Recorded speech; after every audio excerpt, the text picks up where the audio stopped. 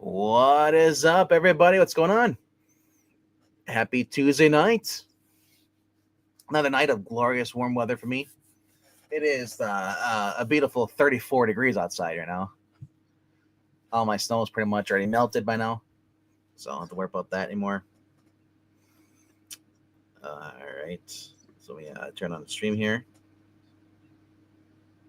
Yeah, we hit 60 today. Nice. I was up to 40. I was standing outside across the street. One of my neighbors could cut their grass because it's all gone. Mine is all still in my yard because the way the sun hits, I'm always like the last one for the snow to melt. There's always people. I noticed, Eric, though. There's always people that will not cut their grass, and then they'll let the snow go over it, and then I'm just thinking yeah. So sometimes so you see them, those people that when the snow melts, they're like, "Why is your grass so freaking long?" It's like literally, there's a little bit of snow on the sidewalk in their front yard. Their front yard is all grass. You can't see a blade of grass in my yard. No, there's still about a foot of snow in my yard. Might be a little lower now since it was 60 today, but it's going to be like 40 for the next 2 days and then climb back up again. We have mid 60s for multiple days next week. Oh, you're lucky. That should take care of it. Well, I think we're running out of winter for it to get super cold again. We might get more snow, but I don't think we're going to have to worry about any of those 10 days in a row of having to leave your faucets dripping. Pretty sure that ship has sailed for the year. Let me look. What is the weather for me right now? For next week. As people are falling in, we're gonna talk about the weather. So yeah. So next week, 40s. That's it. Yeah. Well, then I am no more north than you are. So. Wow. Dude, I love the 40s because of the fact you can have your heater in your car and have your window open. Nebraska had 4 seconds down one. Throw the inbound pass. The guy that catches the pass wipes out and turns the ball back over. What a sucky way to lose a game. Wasn't that the Super Bowl thing? Somebody threw an interception or fumbled it. Someone grabbed the ball. That game was never in doubt. This is a 1-point game in overtime. Oh. And my boys celebrated beating Duke by not having a lead for 1 second tonight. So, I mean, my Tar Heels in the last 2 full games, 80 minutes, have had the lead for half of 1 second. Jeez. Yeah, so that kind of nothing wipes out the joy of winning a game you're not supposed to by losing a game you're supposed to win. Oh, well. Oh, well is right. All right. So, quite a few books coming out this week. It looks like we have the end of DCKO. I think the issue 4 is the last one. I'm not sure if it's going to be I'm not sure there's one after that. But I know everything has been tying into absolute Batman universe versus the absolute, or not absolute, but what do you want to call it? The normal universe. So, if you like it, cool. I just don't want to pay. To me, this event is all to bring back Darkseid. That's all this is. Because Darkseid was killed off. Now they're bringing him back to life. Blah blah blah. In 20 years, no one will remember this. You know what people remember? Future State. New 52. That's what people will talk about. Flashpoint. DCKO. Be like, oh yeah, remember when DCKO? Yeah. Isn't the Fortnite one? That's if they do remember it. But Absolute Universe will get more. I think will be more organization than the DCKO events. But alrighty though. Let's go to number 5 this week. Scroll down here. Number 5 this week is Geiger. Almost didn't make the top 5 because The last issue was dreadfully boring. I don't care about the Northerner. He just randomly shows up, and then he's telling Geiger who he is. He's gonna help me, blah blah. And I just don't care. Mainly because what irritated me off is the end of one of the other issues prior to that. They showed Redcoat being in there looking for Geiger, and he found the wrong glowing person. So it says you tease me that, and then you give me the Northern. It says like, oh, thanks for the filler. But the mysterious Northerner can't explain how he's been torn from the Civil War and dropped in the wasteland after the Unknown War. And the last man willing to guide him is Tariq Geiger, the glowing man. But his enemies close in as the old ghosts resurface. The Northerners' arrival may be more dangerous than anyone realizes. So, yeah. I mean, I like the what do you call it? The Star Wars kind of symbol, or the different lightsabers in the background. But for the most part, I'm like, eh. It sucks because I like Gary Frank's art and stuff, and Jeff Johns' music is good. So I mean, I hope there's a good payoff for this, because right now this is the lull in the actual book. We get the Brian Hitch actual good cover here with the dogs. Barney, love that. And then he'll probably get. Then there is Leighton Buxman with Geiger and his family. And dog. This is actually really good for painting. But yeah, unfortunately, like I said, this book hasn't been really that great in the last couple of issues.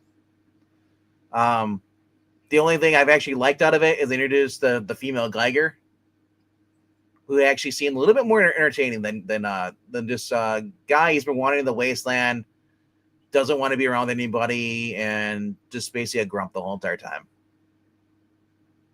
So this group often forgets to wipe. Oh, thanks there, Snowman Yankee. I didn't know that you and your group forget to do that. You guys should wipe. You know? Make sure you wash your hands too, as well. And remember, English is the first language in the United States.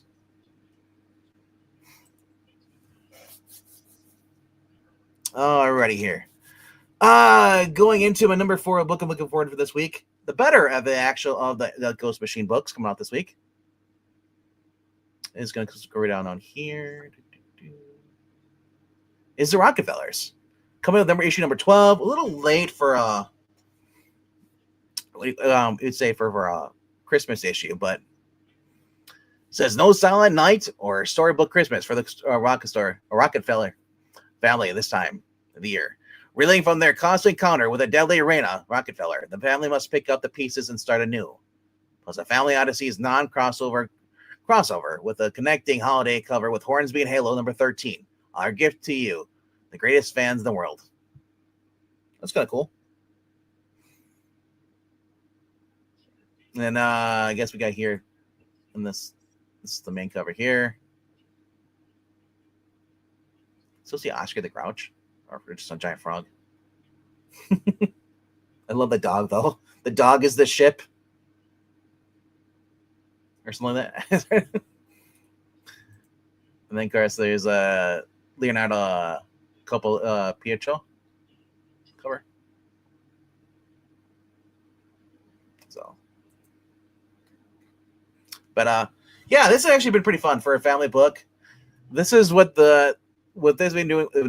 Peter Giovanni, the creator of Super Sons. You got Francis Manapul, who worked with Jeremy Adams on Flash. This has been a fun book. This is basically this has been more Fantastic Four than the Fantastic Four book has been. More about family, more about helping each other. The Fantastic Four has not been that great in like years, and this is a lot more entertaining, despite the fact that the guy looks like Pedro Pascal a little bit with his mustache. It's just been just a fun science fiction kind of like cosmic kind of event.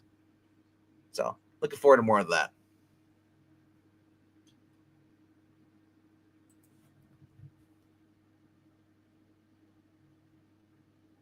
All right. Going into number 3. I might be the only person still praising this book. But Aquaman, number 14, has just been a fun ride. Mainly because it has next to nothing to do with what's going on in KO. Jeremy Adams is revealing Adriana. Her true nature is revealed as Aquaman is confronted by the Poseidon himself. Mera has one chance to help her true love, but its action could destroy the Avatar of the Blue forever. Which I don't think it will. I think this might be a permanent thing for a while. Who knows? But him basically, it looks like he got his the mega power, and he's able to basically travel as fast as Superman can. They made Arthur is becoming almost as mega as Silver Age Superman at this point, being able to hear things across the waves all the way across the whole entire planet and get there within matters of seconds. It's crazy. But yeah. And also Adriana, who is she really even Adriana, or is she Mera's mother, who was originally trapped in stone? Now, I don't know anything about her mother. I don't know about the early Aquaman books, if that's a retcon or whatever. I don't know. But yeah, this is going to be an interesting issue. It does show him in the next issue, him still having the blue, so I'm guessing he's not getting rid of it anytime. But it's going to be great to see an actual conclusion to this story and then go on to the new story arc. Then we have the Nathan 30 variant with Adriana. I'm guessing because of the knife. Not liking this cover, unless you're going for Incredibles or My Name is Jeff on steroids. Yeah. And this just screams manga. I don't know why we're doing manga covers. Oh, look, it's Jeff, the shark. So, but that is my number 3 for this week.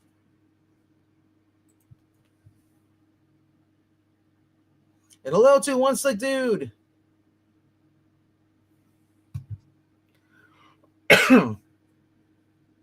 All right. My number 2 for this week is Transformers number 29. Transformers has been a fun book with Danny Warren Johnson, and then after he left, Robert Kirkman took over, and Robert Kirkman was pretty much making it into a Kirkman kind of book, but he's still keeping it true to the actual characters. What I mean by making a Kirkman book is making it entertaining, taking a property and just being a fan of it and just making it as much enjoyable as he can, because he's not only is he writing it for us, but he's also writing it for himself, and he just happens, he knows that we pretty much like what he likes. There's no disrespect to any of the Transformers in here, or Autobots, or Decepticons. The characters are done well too, and they said there's the one thing about Transformers. If you make it dull and boring, no one's gonna watch it or want to read it. And he keeps with that the cartoon. The cartoon was pretty much hyped up. When you watch Transformers, Transformers was pretty much one of those shows, action shows. You knew you were gonna have fun. Robots are gonna battle each other. There's gonna be good versus evil, and just a lot of cool stuff. Now add that with a lot of battle damage, it looks pretty cool. And we're finally up to where Megatron and on the time we're gonna have their round 2 fight. So, and this is basically $3.99 for 32 pages, and this is cover A. I love there's already battle damage on Megatron, and I love that they're keeping the G1 designs. They're not trying to update it, make it look like the crappy movies with Michael Bay. I hated that. I was like, they just look bad. Then we have the Big Time Collectibles MegaCon, which is exclusive. This is really cool. Devastator. That's just a fantastic thing. One of those. Whenever you could get like a construct a bot or one of those things, basically it creates a giant, bigger figurine. Those are as fun collecting those as a kid. Then Daniel Warren Johnson doing his creepy Megatron versus Starscream, or is it actually not? Actually, that might be Starscream. That might be Thundercracker, because he did. One of the Decepticons did join the Autobots.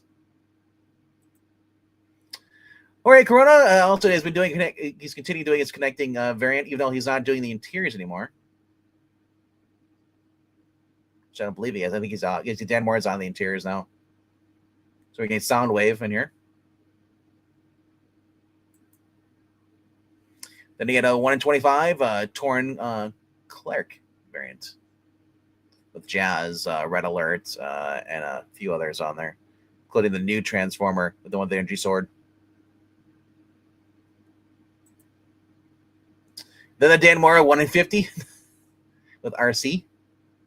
RC Prime, or not Prime, but yeah, Magnus.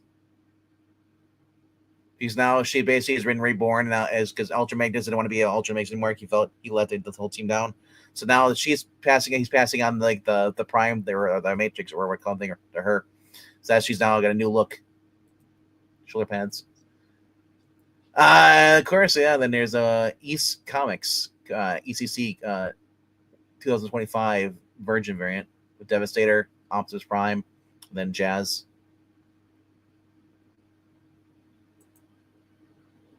Like I said, one of the best thing about watching this or reading this is that if you watch the 80s kids or 80s cartoon, they are bringing back all of your favorites finally now into the storyline. At first, they kind of left them out because which made more sense because you're introducing to a new crowd. You don't want to overwhelm them with so many freaking characters. Where it became like the Justice League, or not Justice League. It was Avengers. Remember, anybody had a card who are now Avengers. And there's so many of them now. I can't name all of them. But that is my number 2 for this week.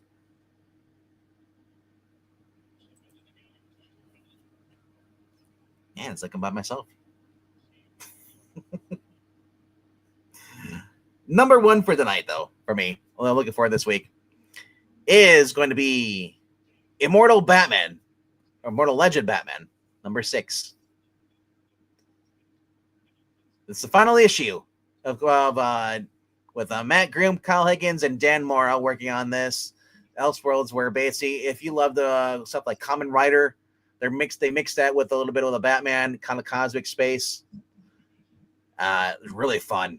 Kyle Higgins just has a blast with this, and Dan Mora, I can tell he's having a blast is writing this. It's just nonstop action, kind of the suspense, art, and just I love it.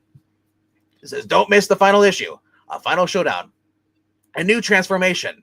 To rid the universe of his shadow selves, the immortal legend Batman must face the cold, hard truth behind what drives him. 40 pages for $5. This is the first cover A here.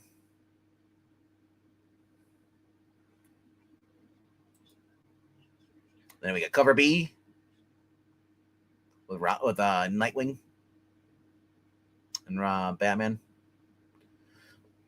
These are cool. And then cover C. Yeah. Literally, this series right here, I wish it was an ongoing. This is about as entertaining as reading the DC animated universe tie-ins. It's not your typical Batman like everybody had today. They are able to, with Elseworld, they can change things without. It's like this feels like I'm looking at an early 2000s Elseworld story. That's what it feels like. It feels like before they started putting in the bad writers. There's no self inserts.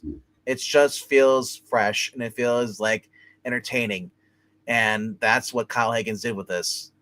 I'm not sure what Kyle Higgins has worked on before this. If he's worked on the Power Rangers over at Boom Studios, but or IDW. But I'll have to check out some more of his work because this has been a fantastic series. You know. Yeah. But I hate the fact this DC quit giving me 6-issue miniseries, and then like I'm afraid they're gonna relaunch it with another 6 issues and another 6 issues. I'm still waiting on Self Help. Whatever company did that, was that Boom Studios or IDW Image? That was Image. Yeah, I'm tired. I don't want a 6 issue series. Just give me an ongoing. But I guess they're afraid to put this out. I'm curious of how well this sells. If this is outselling Matt Fraction's Batman run, I wouldn't be surprised. It is a lot more fun. It's not, and it never will. Because people rather just with the regular detective or Batman's. Because No, it's Batman. Doesn't matter how much better detective is, Batman will always outsell it. And that's what sucks, because for the title alone, people are buying it. Same thing with Amazing Spider-Man. It's always been the best-selling Spider title, no matter what. Yeah. Probably because it gets more. Well, a lot of people probably, if you're a first-time reader jumping into the comic book industry and you pick up Amazing Spider-Man title, I guarantee you're not coming back for the second one. It's just reflex. People just muscle memory. But I know a lot of people nowadays don't even read comic books; they just buy them and they look at for the covers. That's it. Because they want to have Batman is terrible right now, but it's still the best-selling Batman title of the 87 Batmans there are every month. It was Batman and Robin. There was Detective Batman right now. I think that's these and then this ended, so there's only going to be 3 Batman titles. Actually, who's writing Batman and Robin? It's not Josh Williams anymore. I'm curious, so who's writing it? Let's see here. Phil Kennedy Johnson has been writing this. And this is ending too. This is the last episode or issue of this. So this is ending too. No, there's no more Batman and Robin after issue 30. Wow. That's crazy. All right. Batman and Amazing Spider-Man will sell more. The titles more likely to be bagged and boarded and filed away without reading to keep their collections complete. Yeah. Yeah. And Elseworlds do it. Yeah. Elseworlds do have better, what you want to call it, characterization, just in general. I think a lot of these, there's a lot of Elseworlds that came out in the 90s. I remember reading those, or 2000s. I wasn't a fan of them. I just kind of felt they're kind of boring. But that Batman, Immortal Batman, has just been one of my favorite Elseworlds stories for Batman. Maybe because it's more lighthearted and it's not really like trying to be like broody, Batman, or I guess, or someone in basically like saying, well, Batman's a dick, and he's a horrible person, blah blah. He doesn't care about his family, or one of his family members complaining, I'm not getting paid like the other ones. It's like, ugh. Also, Alfred was in this one too. He was a robot, but he's still Alfred though. But all right. Other books coming out this week. We have DCKO 4. Let's take a look at that real quick.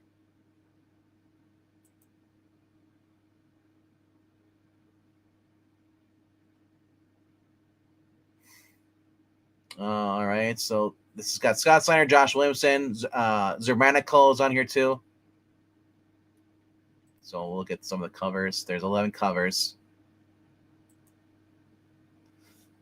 Daniel Warren Johnson with the worst cover I've seen so far in my life. I guess they're trying to do an AEW, but yeah. Mike Del Mundo, Absolinaverse, then walking away. Superman doesn't even look like Superman. He looks like a emo character. Raphael Albuquerque, guy who worked on what was the name of the vampire one? Look with Shit, I can't remember the name. It was him and Scott Snyder that worked on the vampire book together.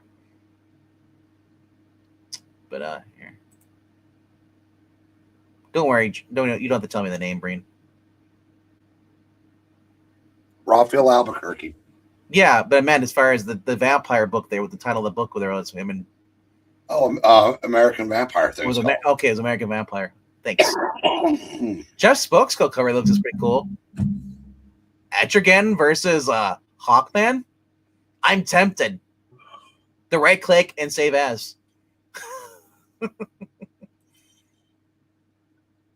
Darkseid variant. Why does Darkseid have a hoodie and a cape?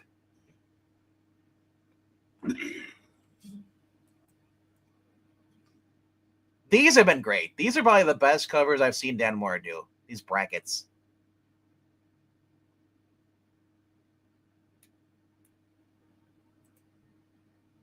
Of course, we get the Joker, Ben Oliver. AW cameo variant with CEO. Not Sasha Banks.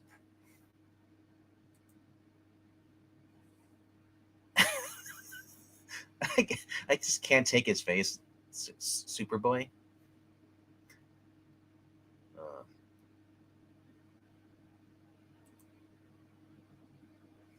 Gil March cover is pretty cool. I mean, interesting. At first, I thought Guy Gardner was wearing fishnets.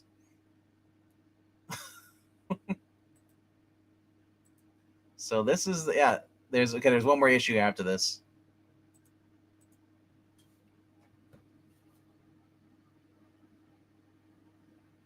All right, here. Batman. Okay. You put a new comment in there. Chance kind of frozen. All right, we got Action Comics coming out this way, 10.95. Spider-Man Torn, Michael Straczynski, Spider-Man 5. Moon Knight is coming back, launching the new title. Mark Spector, Moon Knight, same creative team, so it's not really even a new volume. But Supergirl is kind of weird. I don't know how long I'll stay in this book. It is getting very girly, and I gotta say for this cover here, I don't see Kara being interested in a guy who looks like an emo punk dude. Yeah, I don't. Sorry, nope. Do I go on a date with my crush or make up with my best friend? If only I could do both. Like that. If the guy didn't look like that, I could see, But like Lena and them looking like that does not really sit well with me. Because I know they're trying to do a Silver Age kind of stuff. Like the best cover out of this coming up. I don't think they are anymore. I think she's slowly morphing. I think he's slowly morphing this title into, what he wanted to do all along, which is it's only a matter of time before Supergirl is gay. Amy Reader cover. I love this. But this is the best one. Joe Quinos. Will I ever find love? And there's all the characters on there from the Silver Age. Even the horse. So that's my favorite cover. There's a girl in there too, isn't there? The black girl? Yeah. Yeah. Yeah, there's also a black guy in a wheelchair. No, but one of the people in that is a girl, right? They're up in the corner. Upper right corner is a girl, and then there's also the weird Alexander Luthor with the hair. They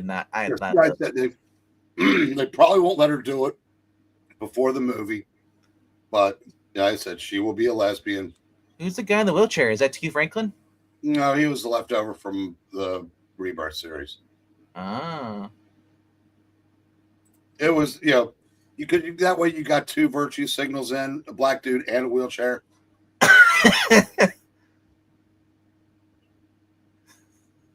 Yeah. The pets. That's what I want more. I want more of this. The pets having their own adventures. Because you can't sexualize them, can you, DC?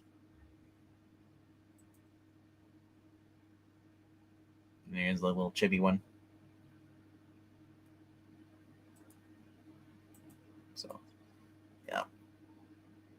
Yeah. All right, so that's going on that one. Black Cat's got Mary Jane guest starring there with Venom. Because right now, Mary Jane is Venom.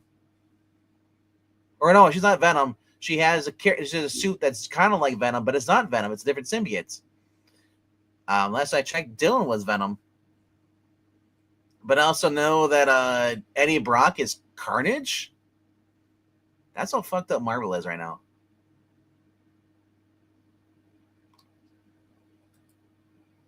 Did they really do this?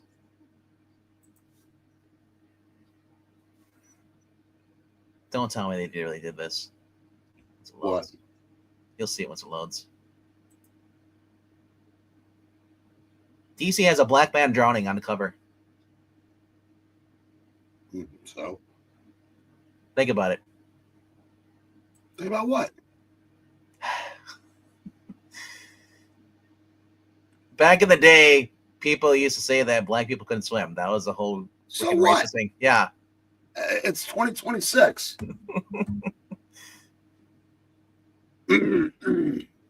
I don't know if it's meant to be a joke or whatever, but I think it's a bad cover. Why would it be okay if it was a white guy? But it's Morgan Hampton doing it though with this, so she proves it.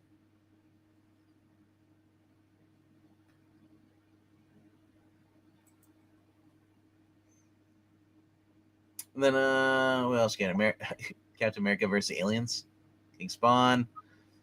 And then we got, I think is this Leah on this or Stephanie Phillips on this? Sirens. Either way, you can avoid that. Hey, look, it is. Yeah, I guess Mary Jane is Venom. Okay. And she's the all new Venom.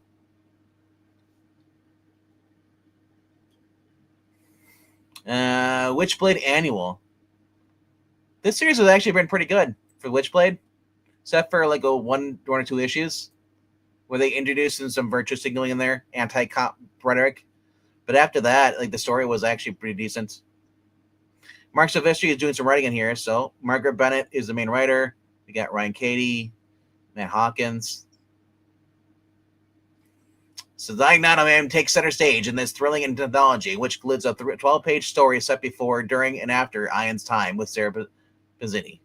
If you don't know who Ian Nottingham is, Nottingham was the guy that pretty much started like having a sexual affair with her and teaching her how to use her powers and stuff. And then it turns out that he actually was working for the main bad guy, Kenneth Irons. There you go. Yeah. Says explore not only Ian's training and adventures in service to Kenneth Irons, but also tragedy to find his life and how far he's willing to go to reclaim his lost love. Learn why Ian betrayed Saya and basically what lies in store for the future, plus the secrets of the sickle key. So the main cover here. We got the 616 cover with some cheesecake. Here's the colored version. Damn, they're not holding back. Virgin variant.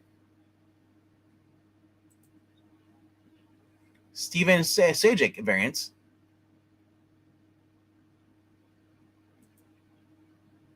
And then there's the 1 of 10. Black and white. Virgin. The funny thing, it says virgin variant, and she's not a virgin. But yeah. And then there's a comic one down there. But Space Ghost is out this week. We got Blood and Thunder issue number 10. Godzilla Escape the Dead Zone. And then we got Court. TMNT Journeys number 6. Absolute Batman. Okay, these are all the second printings we're getting into. But Phantom's coming out this week. Tortured Hearts number 1 through Oni Press. I'm curious to see what writers they got on there. It's going to run it. Or maybe that should be a good book.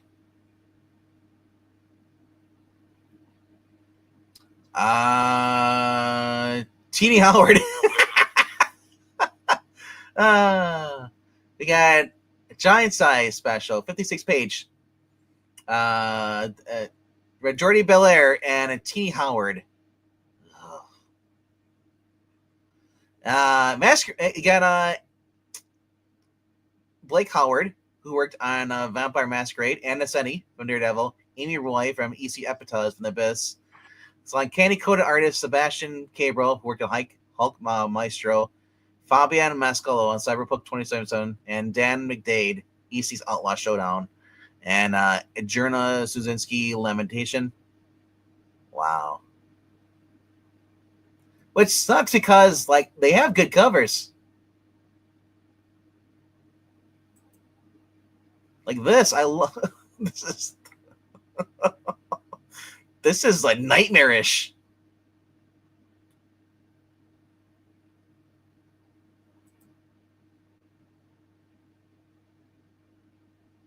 Jeez.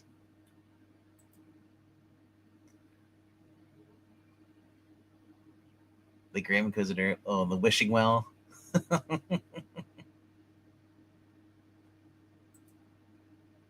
Black and white one.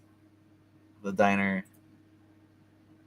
And I guess if you want to have the back of the book, the volume 1 or inside as a cover, I don't know why you would want that. Yeah, I guess there's a story here that's also as Al Feldstein, so maybe it's a backup story. But an Nascenti in there too.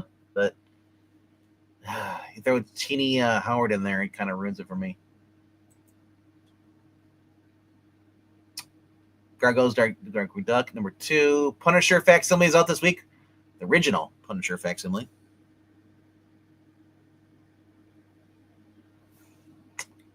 Alrighty then. Vampirella special 2026 number 1. Thundercats Valentine's Day special number 2026 for the number 1 as well. That actually looks pretty good. That's gonna be owned by Ed Brisson for the Thundercats. So you have a good story. Whatever happened to the Man of Tomorrow? Facsimile 2026 edition is out this week as well for $4. You can probably go find that for $1 at the store. At least where they were like a couple years ago. I remember that book was like $1 too. Babs is out this week too. The Garth Ennis is back with Jason Burrows. If you love like satire with medieval time and all stuff, and you also have fantasy with making fun of Hercules and their journeys and or Xena, Red Sonja. It makes fun of all that stuff. It's pretty cool. Yeah. Dynamite, Blood Red, don't really care. That's been a really bad book. The art you see the cover is the art in the interior. It's horrendous. It's not only is the writing suck, but the art matches the writing. DuckTales Valentine Special. It's going on this week too as well. That should be really good. All right, Mary Sue. Man Cave is doing Circus Maximus. Never heard of that. Also, new book, Barbarian Behind Bars. This is Elliot Kaplan, I believe.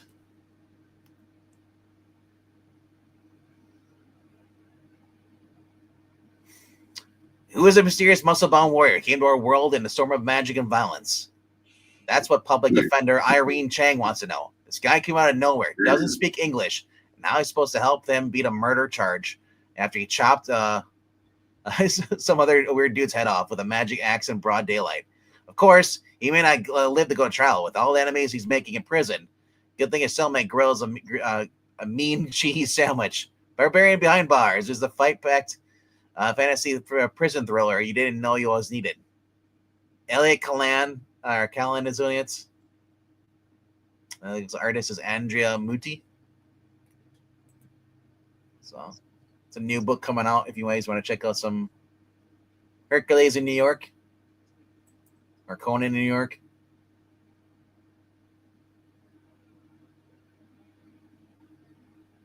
Yeah. Oh, that's coming out this week. And then Eurotech, that's another weird book. Donald Duck. Fantagraphics has been releasing the Donald Duck series or Uncle Scrooge stuff. Individual issues at your shop if you go there. I thought these were facsimiles, but it turns out they actually are. I think they're all real new stories. Yeah. So, howdy, partners. The Terra Firmians and Duckbirds and DuckTales, craziest co-stars, Texas talking paranormal critters who live underground and make earthquakes for fun, and once emptied Uncle Scrooge's money bin into their cavern. But now they need the rescue from their own rebel young generation. And if Donald Duck, master of disaster, can't do it, no one can. Our feature story by Michael T. Gilbert from Mr. Monster and Massimo Ficci is followed by The Repo Man Cometh, pitting Donald against evil forces of the urban renewal. $6 for this issue. That's crazy.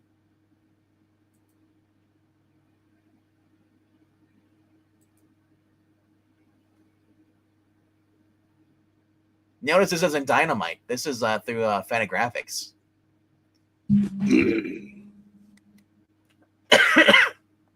So I don't know. It might be worth picking up. So the price is like kind of steeper though for this, but it's through Fantagraphic Books. Fantagraphics is responsible for doing all of the collecting of all the Don Rosa and the Carl Barks library volumes of Uncle Scrooge, Donald Duck. So actually might be worth the money. I'm not sure, but I think that's it. Then we get into some weird facsimile stuff and just Popkill was coming out. Yeah, Popkill has a new variant cover out this week. It's still the same story. It's just a new cover. So, alrighty then. This week's trades. Green Arrow Finest. DC Finest. Green Arrow. Trial of Oliver Queen. Mike Grell is on this. And we also got Dan Jurgens. Fantastic part of the. It's the second. It's issue. I think it's issues 9 through 12, plus some tie-ins. For $40. Honestly, it's a great way to collect it if you don't already have it. And then we have JSA Ragnarok Volume 2 from Jeff Lemire. Tom Taylor. Then there's a Deadpool Wolverine Time of Strife. Benjamin Percy. So actually, this one actually might be worth it. I'm not a big fan of the Kari Andrews bullshit. He just can't draw certain characters. Like when he was doing his what was it? Rats or what it was or something like that. I thought that was a lot better. But this is Ed Brisson and Joshua Cassera. Not exactly if this is in continuity, whatever. But it says Wade and Logan together again. The most unlikely pairing turned the most demanded one. Deadpool and Wolverine must find a way to get along because the fate of the world hangs in the balance. When the deadly strife resurfaces and his ages-long plan comes to fruition, you'll get to see a new side of our heroes because the only thing that stands between Earth and annihilation is the best there is and the merc with the mouth. Meanwhile, a third Weapon X alum joins the fun, and Maverick wants answers. Reaching one of the Marvel Universe's oldest stars, Nick Fury Sr. Nick Fury. It's not Nick Fury Sr. because the other one doesn't exist. And a brand new one, The Mutant Legacy. Your favorite superheroes get put through the paces in a series of chock full of surprises, twist reveals, and villainous plot that'll turn long-term and newly arriving X-readers' heads. Collecting Deadpool Wolverine issues 1 through 10 for $30, 232 pages. I don't know anything about the series. I know that more I read by Benjamin Percy, he is probably the best writer of them right now in Marvel. You know, Hickman can be, but Hickman doesn't want to finish things or he's getting screwed over. But every time I read something from Hickman, it never gets finished. So, at least lately. But Benjamin Percy, I like it. He's my favorite writer right now over there. Jed McCabe includes in a second. But that's coming out this week.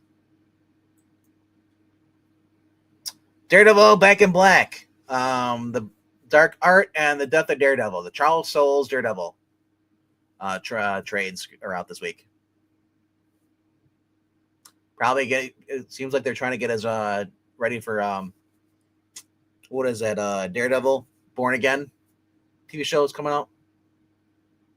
Because the Dark Art guy, he was in there too. So, and with Kingpin, so now that I look at it, I guess that's what they're doing. They're basing off the Charles Soule run for the series on Netflix, on not Netflix, but Disney Plus. What's up there, Summoner? What's going on? Yeah. Alrighty then. Yes. I Hate Fairyland, Volume 9. Wow, that's still going on. Hardcover, though, Book 4 is out this week, too. Transformers, the UK Compendium Book 1 is out this week, too. The Nobody from Jeff Lemire. And then, of course, again, there's a JSA hardcover. Mad Cave has a thing called Groupies. That's kind of weird. Black Panther, Panther's Prey Omnibus. And then we also have a Silver Age Wonder Woman Omnibus, the Volume 3. So, Elf Quest is out this week too as well. Hercules Volume 1, Monster Hunter from the Dynamite new series that it's debuted last year. It's out. IDW is collecting Sonic the Hedgehog again, and On the Go Volume 2, collecting the 2018 to ongoing stuff. It's exciting. I don't know why they're doing it again. Like, they should just give us an omnibus. Be fine with that, or compendium. We also have the Marvel comic covers of Jack Kirby, Volume 3, in this Volume 2, 1965 through 1968, for $55. And then so Black Panther is covering 2 decades of Black Panther stories in one action-packed volume. This is collecting Black Panther 1 through 15 from 1977, Marvel 2 and 1, 1974, issues 40 through 41, and Marvel Team Up, number 87, Marvel Premiere 51 through 53, Defenders 84 through 86, Iron Man Annual number 5. Then you have Black Panther issues 1 through 4 miniseries from 1988, Black Panther, Panther's Prey from 1991 miniseries 1 through 4, and then Over the Edge, which is number 6 material from the Marvel, number 6 material from the Marvel Team Up. Then 100, and Marvel Comics presents 13 through 37 and 148. What the? From number 9, Solo Avengers, number 9 from 87, which is number 19. Marvel Superheroes, 1990. And then Marvel Fanfare, number 60. Fantasy 4 Unlimited, number 1. So you're getting over 1,272 pages for $125. I'd pay $100. I don't think it's worth the extra $25, but it has 58 stories though. It has a good chunk in there though. So if you're a Black Panther fan or just want to complete your collection because you can't find all these, it's a good way to pick it up. So quite a few of these books. Definitely agree with it collected, but it should have released this back when Black Panther 2 came out. It would have been much more probably well received. But I don't know anybody who's hot like, oh, I gotta go get this Black Panther book. Especially newbies. Then we have Wonder Woman Silver Age, Volume 3 on the list, which collects Wonder Woman 150 through 177 and The Brave and the Bold, number 63 and 78, with a brand new introduction by comics historian John Wells. Dude, I'd rather they're going to say Mark Waid, comics historian. All right. Yeah. So Return to Paradise Island, this transformative era sees Diana's origins rewritten, her Wonder Family expanded, and classic villains revived in wild imaginative tales by Robert Kanigher, Ross Andrew, and Mike Exposito. So I'm guessing in the Silver Age, somewhere we got Cheetah, the new Cheetah, the second Cheetah. I'm guessing Barbara. Because in the first Golden Age, it wasn't Barbara, it was a different character. But $100 for 760 pages, hardcover. So we get Wonder Girl, Steve Trevor, Earth or 40 variants, Wonder Queen. Hey, as long as we don't get Campbell Soup Girl, I'm fine. Is Wonder Queen an old gay dude? No, Wonder Queen's is Hippolyta from Earth 124.1, whatever the hell it is. Same with this, yeah. So, but yeah. If we were reading this past Sunday, we were reading the Wonder Woman from 2016, and boy, did he look a lot like Oliver Queen. The beard, the goatee, and everything. The hair. Who did? Steve Trevor did. Oh. They drew him. Liam Sharp was drawing him because Liam Sharp took over the series for the odd numbers. They were just getting in the God Watch, so part of the Truth volume. I believe it's volume 3 or 4. But yeah, I think that's about it though for trades. Yeah.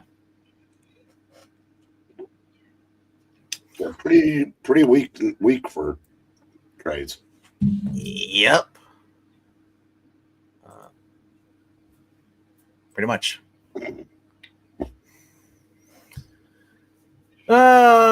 Soul is an attorney that lent a lot of authenticity to Daredevil, says Marania. Did not know that. I don't really look into the writers, see what their normal day jobs are. But that's kind of cool. Hello to the first word I hear in the show today is bullshit by RDV. Well, he also was a Starship Trooper, so he lent a lot of authenticity to his Star Wars writing. I'm watching the show to see which comics to pick up this week and support my LCS. As you should. But hey, I'm just a recommendation. You don't take my word for it. Go to your LCS and see what you like. I guarantee you'll come across a lot of cool trades and stuff. And if you're not sure, like I said, look on League. If you have your smartphone, go to League of Comic Geeks. That's what I use for this. The website on there, and you can literally type in any series or comic book series there, whatever publisher it is, and it'll pull it up, and it actually has a description of the actual story. So, and sometimes there's depending on your phone, there's a scanner on there on the app. You can hit a UPC thing, and you can scan the comic book for the UPC, and it'll find it faster. Doesn't always work. It's very glitchy, but you know what I'm gonna do tomorrow? Sleeping? No, I'm gonna get up, go to my LCS, and not get the things that I've had ordered for 3 weeks because they still won't be in. Then I'll go through Rally's drive-through and eat it on the way home. I was gonna say get Hardee's. It's a sad, lonely life. You know what you should do? But you should be hitting the thrift stores looking for more of your My Camera books. I think I've got 11 or 12 of the 13 that he wrote. Nice. But then I'm going to come home and watch more episodes of Day of the Jackal. Really? Awesome.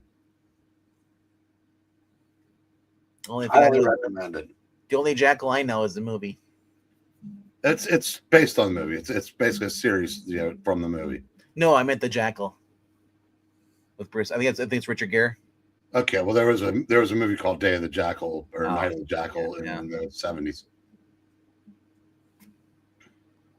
If he's left over, go ahead. Play us out of here.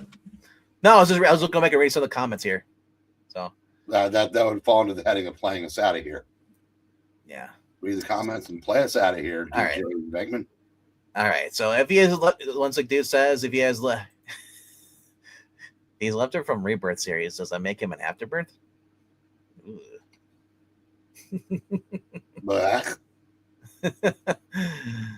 You know what they should have done? Rebirth. They should have So are we saying that the period after Rebirth with Bendis is called Afterbirth? DC? Yes. Is it DC Afterbirth? What's next? Partial birth? Usually they don't have any of the birth because a lot of DC those people don't support that. Remember, they're pro-choice. Yeah, good point. All right.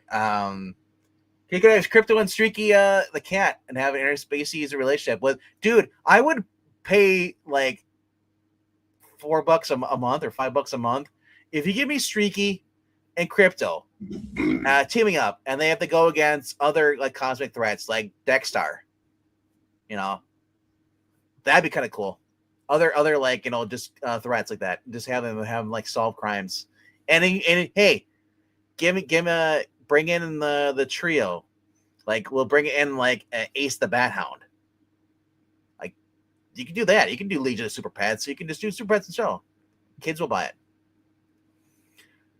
Torch Arts does have a restored classic story by William Gaines. Nice. Ian is normally pronounced Eon, except for the weird actor from Beverly Hills 90210. You know what, though, Marania? It's Ian. I don't care. Hey, you take that back. That man saved the world from sharks 5 times. He's like when Booker T gets up there, he just elbows him out of the way and goes, I'm the 5-time. Yeah. Savor the world from sharks. Oh, Chris Jericho couldn't do it. He didn't even make it through one of those movies. Remember Jericho was supposed to go into WWE? Who? What? Remember people were saying Jericho was going WWE bound? Yeah. He still hasn't shown up. I know. I don't think he is. Not now. Maybe later. I think he's touring in Europe next month. And I think he shows up at WrestleMania. I can't see him going back to AEW. There's nothing left for him there. I mean, he's at the get the retirement accolades from the place where he was for the better part of 20 years. Maybe, or maybe he said, look at how they treated Sting. I would hate to have him go there and have a John Cena, send off. Well, for one thing, Sting was in WWE for about 40 minutes. Jericho was there for 20 years.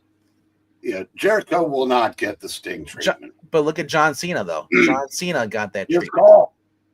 I know. It should not have been his call, the way they put it out. Because originally, Sting didn't want to do that when he did. I know, but again, like I said, that's neither here nor there.